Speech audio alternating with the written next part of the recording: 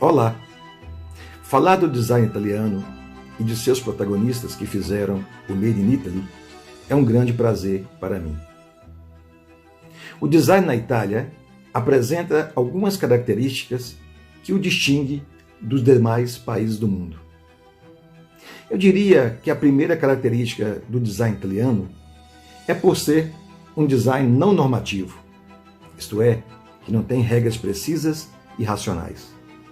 Mas ao contrário, é um design icônico, onde a única norma é a sua diversidade e reinvenção.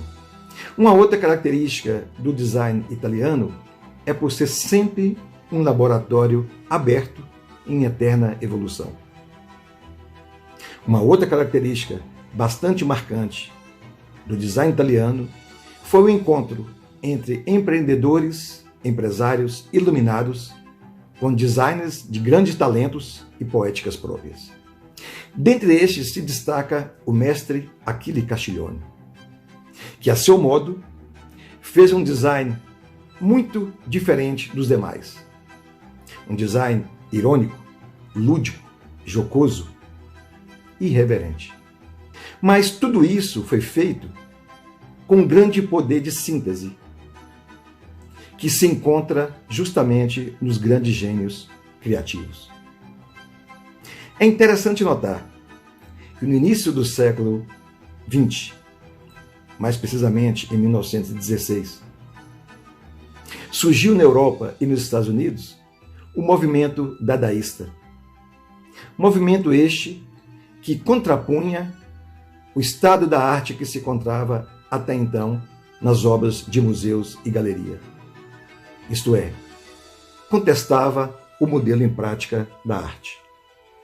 Marcel Duchamp, que foi um dos protagonistas do movimento dadaísta, foi um dos primeiros a fazer uso de objetos industriais, já em produção em escala industrial, levando esses objetos para os museus e galerias. Foi propriamente com a sua obra chamada Fonte, onde Duchamp fez uso de um mictório masculino, que é um projeto de design, de produção industrial, o elevando à categoria de obra de arte ao colocá-lo nos museus.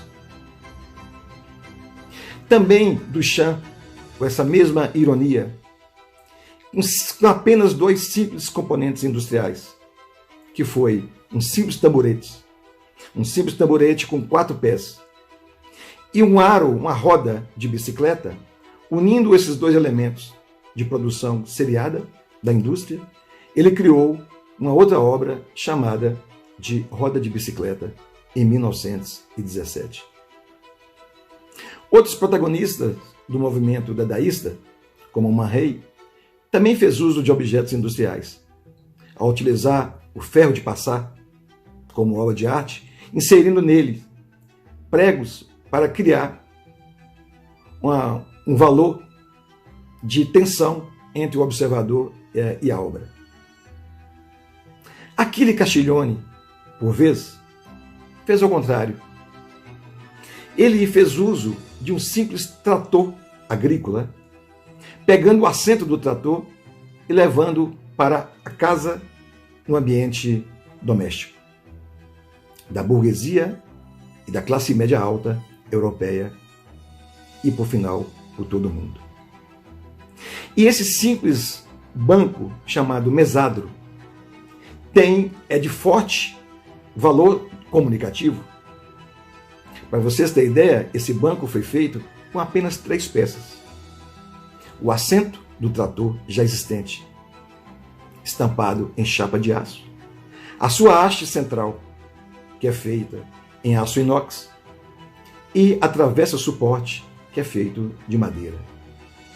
Ou seja, com apenas 3 elementos, ele conseguiu uma grande expressão estética e formal no produto chamado mesadro. Mas também Castiglione continuou na sua linha irônica de fazer design. Ao pegar o selim da bicicleta e inserir em um tubo e fazendo uso de uma base côncava, ele fez o Banco Sella, destinado naquela época, vocês imaginam, em 1957, para o uso dos telefones que eram ainda fixos na parede. O Banco Sella, ele é chamado de um banco que proporciona um equilíbrio dinâmico, porque você pode mover de um lado para o outro, enquanto você falava, naquela época, no telefone fixo na parede.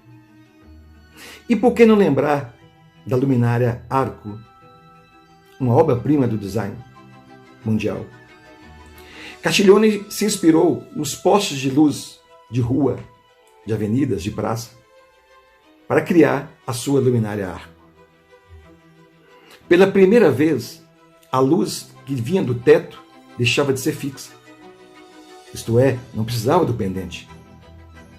Castiglione, ao criar, com a simples base de mármore, uma peça de aço em forma de arco e um bojo, ou seja, outra vez, com 3 elementos, ele criou essa luminária que pode ser movida por qualquer canto da sala ou da casa.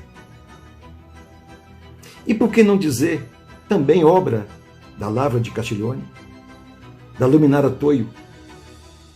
Luminária esta feita com os faróis dos carros da Fiat, mais precisamente uma delas do Cinquecento. Fazendo uso do transformador como base exposta e os fios aparentes, Castiglione quis nos mostrar com esse produto que se pode sim fazer um bom design com poucos elementos a baixo custo. Ao deixar esse produto sem revestimento, ao deixar esse produto sem roupagem, o Castiglione também contesta a arrogância estética, já tão presente nos produtos industriais do século XX.